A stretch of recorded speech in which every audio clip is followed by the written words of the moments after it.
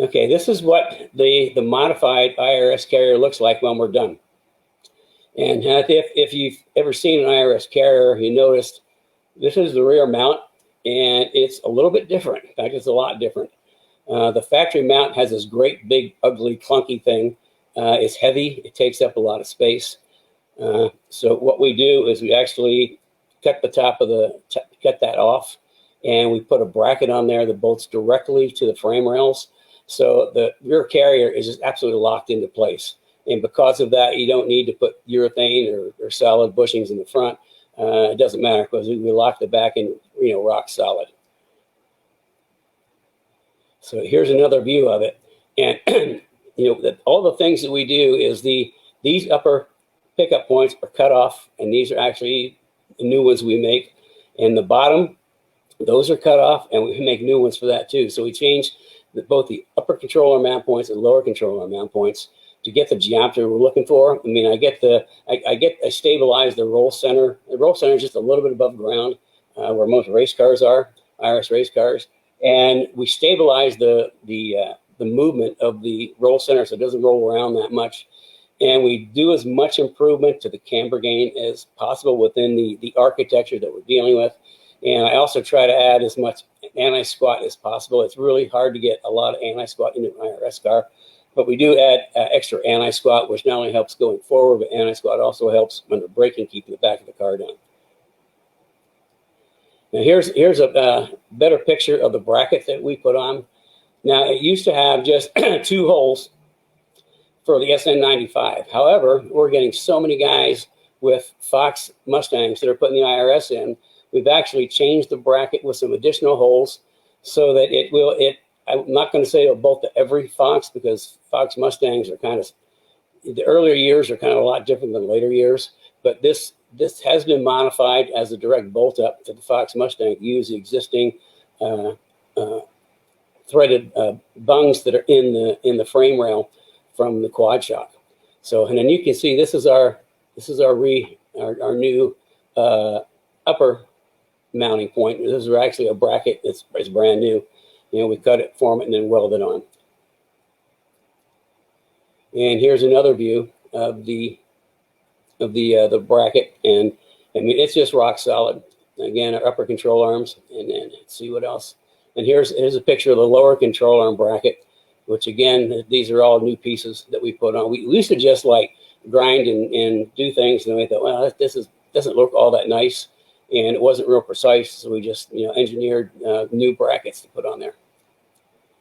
Now Brad kind of threw this in there, and it's kind of like, why did he stick that in there? And I was going to take it out, but then it made me think, this is actually an illustration that we used for the Motor Week video that we shot of Curry my car down at VIR for Motor Week TV.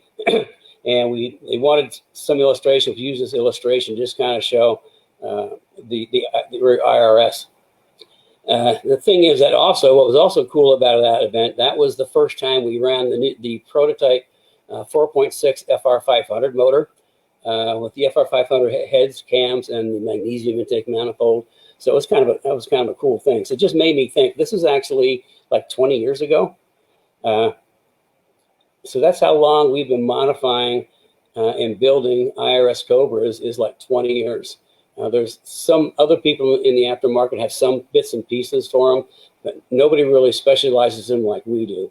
And the reason for that is in my early years, I worked on Formula Fords and Formula Atlantic and Super V, SCCA road race cars. And they're all IRS independent rear suspension. And also back then in my sports car shop, the Triumph TR6 had an IRS, the Spitfires had an IRS, the 240Zs had an IRS. So an IRS was something I had more than casual familiarity with. I'd already been working and changing those for years. So that's why when the IRS came out on the Cobras, I was happy as a clam because I knew what to do with them. And here's the whole system kind of laid out. There's the carrier, and then we've got the lower control arms, and we mount the shock in double shear, so it's really solid.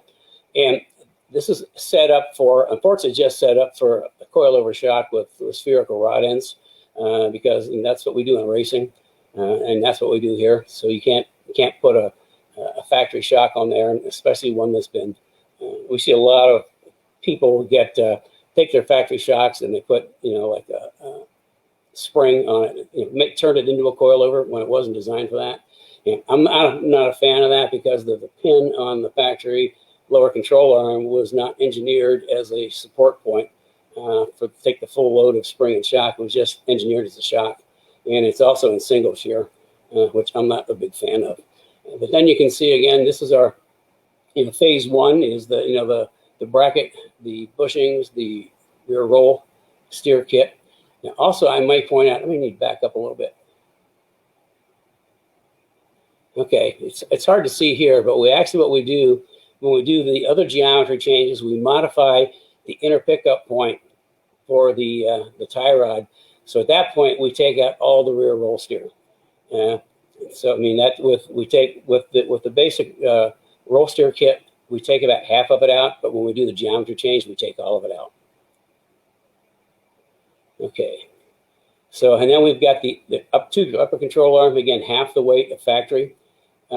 And if you take weight out of the suspension, I mean, you're taking weight out, which makes the suspension react quicker and work better.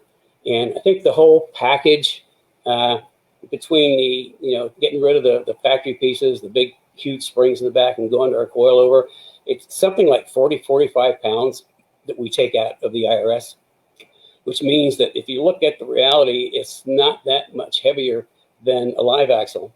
If you take 40-some pounds out of the IRS, it's really close to the weight of the live axle. So that's kind of a big plus. And then we have, of course, our sway bar end links. So that's kind of like the whole package of our IRS and all the geometry changes we make.